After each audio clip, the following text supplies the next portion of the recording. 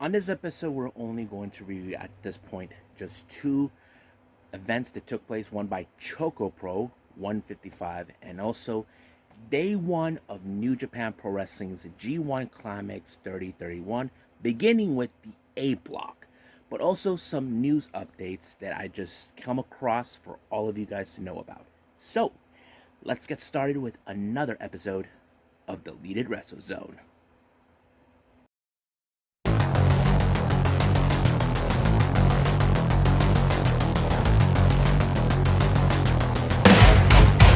Are you ready? Get up, get up! Get up, get up! Get up, get up! Get up, get up! Get up, get up! Get up, get up!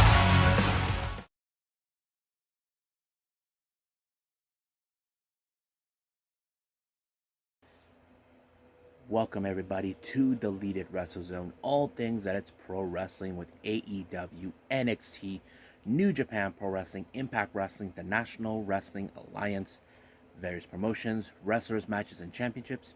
I am your host, J-Rod here. So, let's begin with the latest ChocoPro event, number 155, with three interesting matches. The first one we got, of course, the Wild Pineapple herself, Yuna Mizumori, taking on the most intriguing comedic wrestler we known, Antonio Honda. Now, I have to say, this match was beyond what I could have imagined because, as you know, Antonio Honda likes to stop at a certain point and throw in a bit of a comedy. But Yuna Mizumori, who, she's a singer, I'm not sure if she's an idol, but she always goes balls to the walls every single time. But when it comes to her, she goes all out. Same thing with Antonio Honda, but nothing gets past those two. Now, I was expecting Antonio Honda to win because you know how he is. He's a trickster. He likes to pull up tricks up his sleeve. But Yuna, on the other hand, she's a tough competitor. But they exceeded their 15-minute of time limit. So the match ended in a draw. Now, I wouldn't be surprised down the line we'll see a rematch of those two because there has to be a winner between those two or they'll team up. I don't know. Whatever comes next for them. Now we get to the much fun tag team. We got, of course, Masahiro Takanashi teaming up once again with his pal, Hoshitango, taking on, of course, Tokiko Kirihara and the Big Apple, or who I like to call the little slide devil, Mei Shiruga.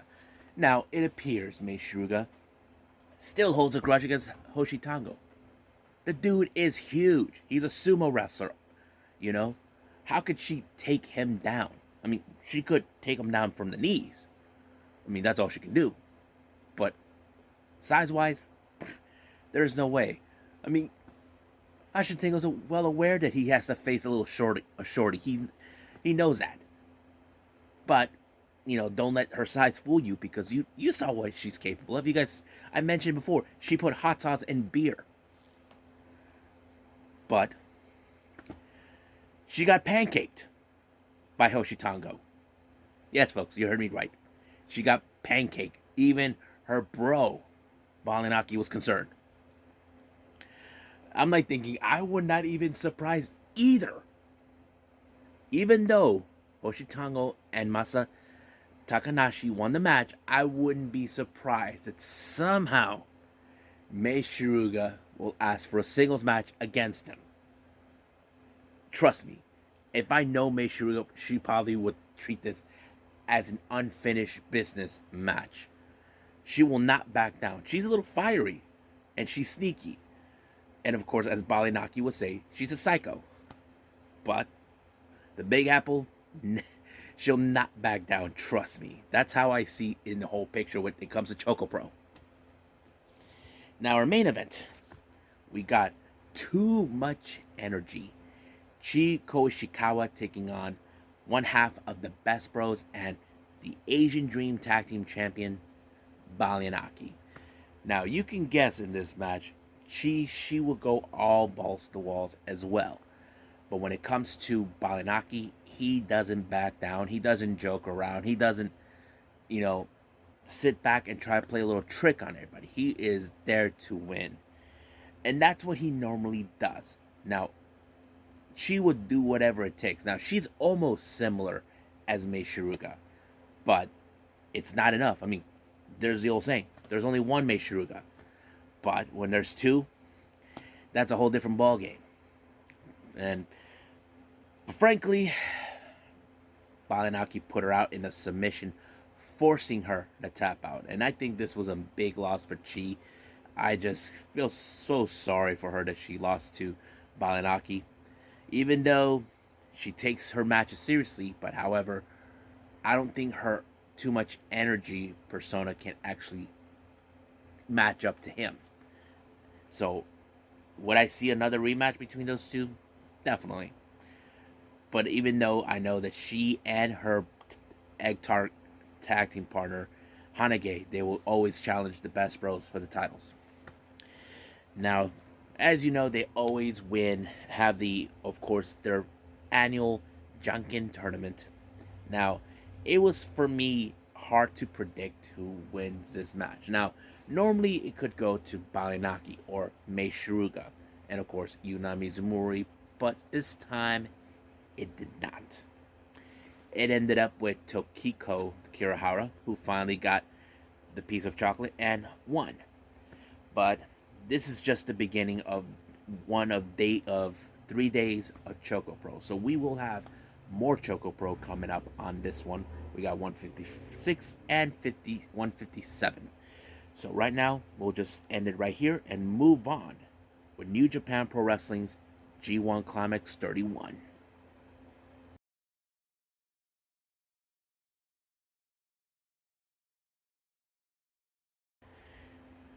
Alrighty, as I said before, New Japan Pro Wrestling has just begun the annual tournament, the G1 Climax 31.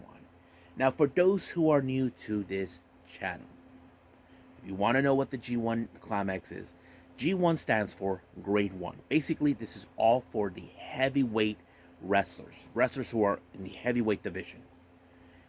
This is not elimination matches. This is point-based system matches. You win by gaining points. If you have the necessary points, you move on to the next round. Now, like I said, for those who are new to this channel, this is how it works. You win a match, you get 2 points. You lose a match, you get 0 points.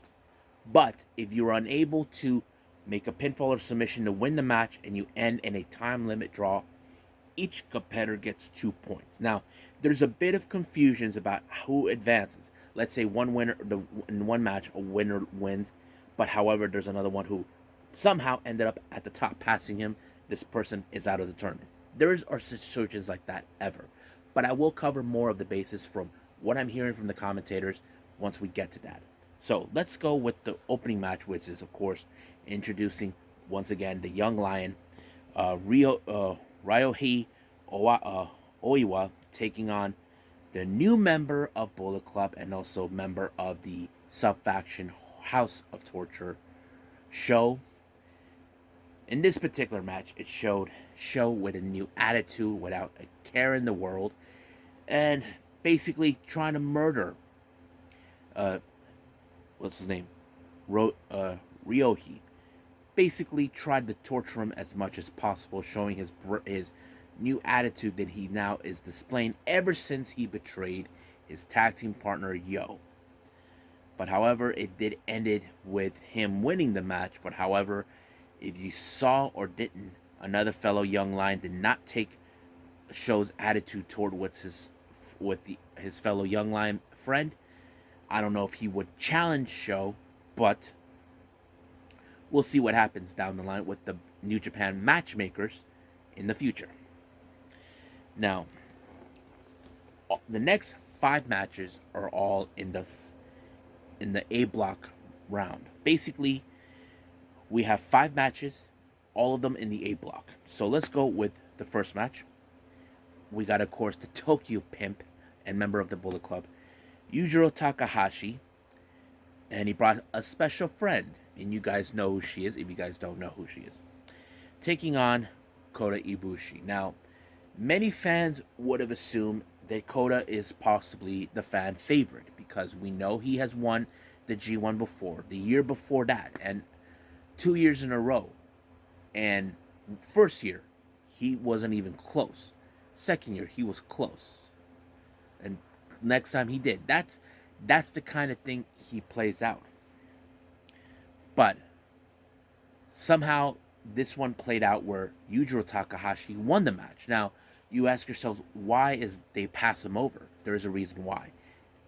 There is a theory because of the House of Torture, since Yujiro is not only just a member of Bullet Club, he's also a member of the sub-faction House of Torture. And I think we're now seeing a new side of Yujiro that we never seen before, or a side that we may or may not expect. But that's another conversation for another time. Now, the next match, of course, we have Tonga Loa taking on the Great Okan. Now, many people has indicated Great Okan could be the one to win this one, because if you guys ever seen Great Okan, he's a beast. He's a monster. You know the kind of man he is when you step in the ring with him. He even pulls out the Mongolian chops on you. He will not stop until he breaks you. And of course, he actually took down one half of the Gorillas of Destiny. Now, Tonga Loa, this could have been his great moment, but however, this could be one of his bad moments, taking on, of course, the Great Okan. So, frankly, he put him out completely with the claw, and it was already over by the time even Tonga Loa realized that it was over. But his compadre, Yado, was unable to help him when it comes to Great Okan. Now, our next match, this was more of a repeat from previous times. We got Toru Yano taking on none other than, of course, Kenta. Now, this is not the first time these two have come across each other in the G1. Last time, Kenta tied Toru Yano in the stage with his own duct tape. Yano's duct tape. Now, ask yourselves this question. Was Kenta thinking the same thing again? Well, he nearly had it, but the real question is, what other tricks does Yano has? What tricks does Kenta pull off in order to win the match? That's a very honest question. I don't know. But if I was a betting man, Yano will figure something out. And that's exactly what he did. As you know, near the end, Kenta put his hands tied, both of them. But when they were counting out, Yano got out, and of course, what's his name? Kenta put him underneath the ring so the ref doesn't see him. But Yano went off to the other side, gave him the low blow twice without the ref noticing it. And I don't think Kenta cannot believe once again he got outsmarted by Yano. Like I said, Yano's a sneaky guy. He with his tricks, he always has something up his sleeve. But the real question is, can he last longer than he did the last time? Our next match, this one was also a very interesting one. We have Tetsuya Naito of LIJ taking on one half of the tag team champions and member of Suzuki-gun, Zack Sabre Jr. This was another interesting match. Every move that Naito does, Zack Sabre Jr. knows exactly what he did. That's why they call him the technical wizard. Basically, he will figure you out before he already knows Naito. He knows every move he was going to do. But it did not stop Naito, but he was determined to win because he wants to have another shot of the IWGP World Heavyweight title. But frankly, Zack Sabre Jr. put him in a very unorthodox submission move, forcing him to tap out. So, I don't know. Right now, it's just too early. It's still undetermined who's going to win the entire G1. Now, our main event, the match of the powerhouses. We have the Stone Pitbull, Tomohiro Ishii, taking on our IWGP World Heavyweight Champion, Shingo Takagi. Now, for all of you guys who are new to this channel, you probably say, but why is the champion involved? I thought he's excluded. Well, there's a trick to that for those who are new. If the champions by any means necessary. By a miracle, he wins the entire tournament. He has the right to choose his opponent for Wrestle Kingdom. Now, it could be anybody. Anybody in the roster. But do I think he could make it? I don't know.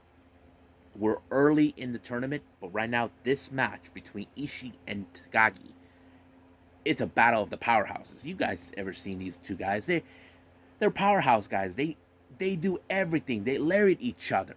And especially Shingo, who is, if you guys know his history, Shingo was a junior heavyweight competitor, jumped to heavyweight. And of course, he won his first ever IWGP World Heavyweight title. That's how it is with him. But he was able to put Ishii away with the Last Dragon. And he already had some successful defenses. But the real question, can he go all the way to win them all? I don't know. But like I said, we're just too early in the tournament. Now, here's the kicker. Here are the first 2 points for those who have them. Yujiro Takahashi, Great-O-Khan, Toru Yano, Zack Sabre Jr., and Shingo Takagi. All these 5 winners, they all get 2 points. The ones who don't, that I mentioned from those matches, they get 0. But like I said, we're too early in the tournament. But for now, we just got to wait and see what's going to happen with the B block the following day.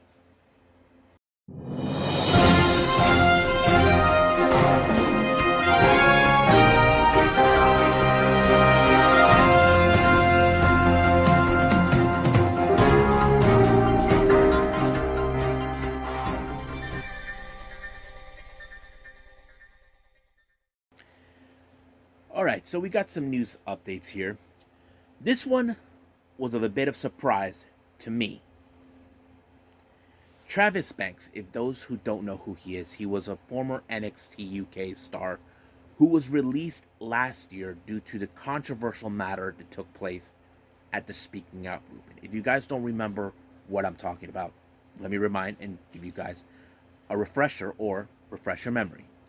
Travis Banks was accused by Millie McKenzie using his power as a trainer to go on a date with Millie McKenzie. Now, Millie, she, on the other hand, made some interesting points. Travis Banks abused his power as a teacher. He was not supposed to do this. And it turns out she wasn't the only one. Now, Travis Banks denied that this ever happened. They're saying that their relationship was consensual. But however, Millie didn't see it that way. And because of these allegations, Travis Banks was no longer allowed to be booked in any event anywhere in the UK. I don't know about his homeland of Australia, where he's originally from. Since then, he was released. He had to be stripped from his tag team titles that he had.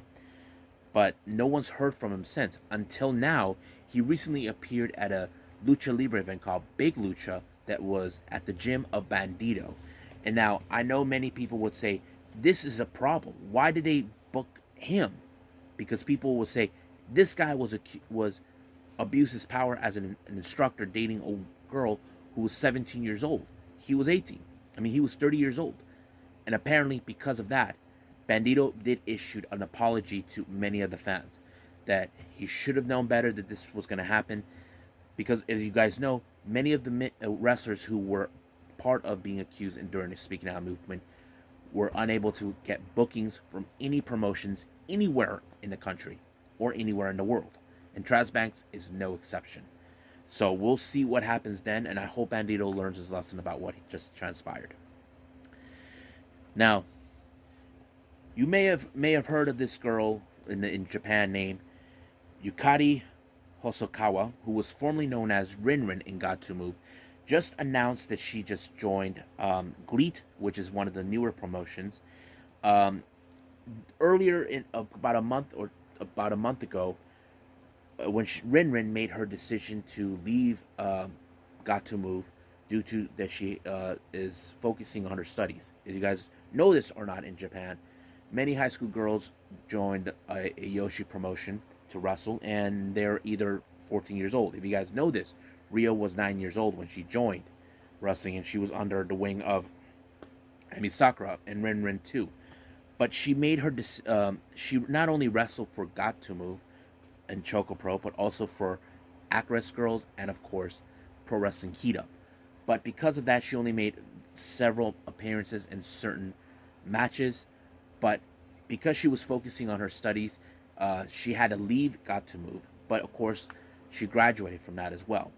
Now, this she was also a fourth generation wrestler along with Sayaka, Saruyi, um, Tokiko Kirihara, Chiko Ishikawa, and of course Lulu Pencil.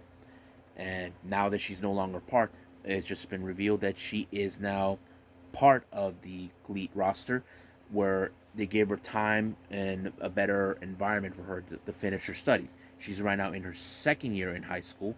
Hope we could see her what she can do. Now, our final news update here, we have, of course, Matthew Bailey. If you guys know who he is, Matthew Bailey is the son of the NXT general manager, William Regal. Matthew Bailey is now making his appearances with NXT UK under a new name he calls himself now Charlie Dempsey. Now, some of you are saying, why can't he just use the name Regal? That way we can acknowledge his son. I don't know. I mean, it would have been great. But WWE has a very weird way to change the names of certain wrestlers or try not to associate them. I mean, I would have liked to see, yes, this is Regal's son, because I thought it was pathetic the same way they didn't introduce Brock Breaker as Rick Steiner's son. To me, it's pathetic on that part. But it is what it is. But they did introduce him in on the latest NXT UK show, even though I did not mention him because I didn't know who he was until now. So I can't wait to see when his in-ring debut is going to happen. I do know the last time he was as a young lion with the New Japan Pro Wrestling in Tokyo.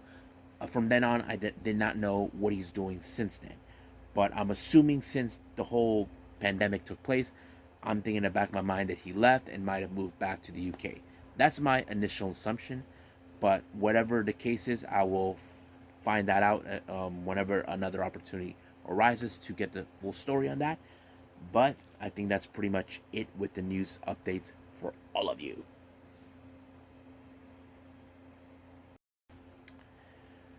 Well, I hope you guys enjoyed this episode. I'm sorry I had to keep it short for all of you. There's a lot of wrestling going on in the weekend, but we do have coming up, which I'm going to review, GCW's Highest in the Room. Of course, their versus matches against local promotion here from San Diego, Fist Combat. I even got New Japan Strong with Fighting Spirit and Unleash, and do not forget Impact Wrestling's Victory Road, and I'm excited for all of that. That will be in the upcoming episode, so stand by for that as soon as possible. But also, don't forget, tomorrow on Sunday we will have, of course, Gatoh Move. I think I might do Shine, and of course, day 2 of the G1 Climax. So I'm excited with the entire weekend. It's a lot of nerve-wracking with a lot of stuff coming up, but that's how we rolled here in Deleted Wrestle Zone. But for now, I'll see you guys in the next DWZ time. Same DWZ channel. I must bid all of you adieu. So, goodbye. Mwah. And have a nice day. Bang.